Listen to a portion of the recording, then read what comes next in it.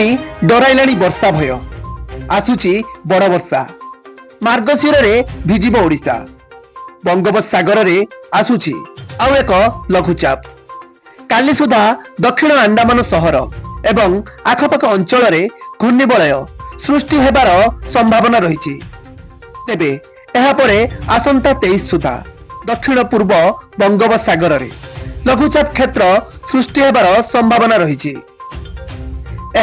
परवर्ती 2 दिन रे दक्षिण पश्चिम बंगोपसागर रे अवगत हबार संभावना रही एनेई पाणीपाग विभाग पक्षरु सूचना दिया जायछि। तेबे एहार प्रभाव केउ भली भाबे रहिबो से नहीं स्पष्ट होई नहीं। बंगोपसागर रे लघुचाप सृष्टि हेबाकू थिबा बेले समस्तଙ୍କ मनरे बात्या को नहीं भय घारिछि। केबे लघुचाप अवपातन रूप नेबा परे एहा स्पष्ट होई परिबो।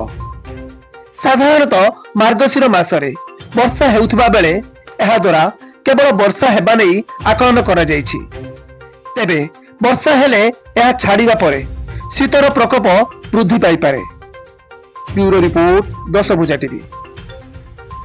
एमिति नुआ नुआ न्यूज अपडेट पई आम चैनल को सब्सक्राइब करंतु। हां लाइक शेयर करिया पई जमा भी भूली बेरी। नमस्कार।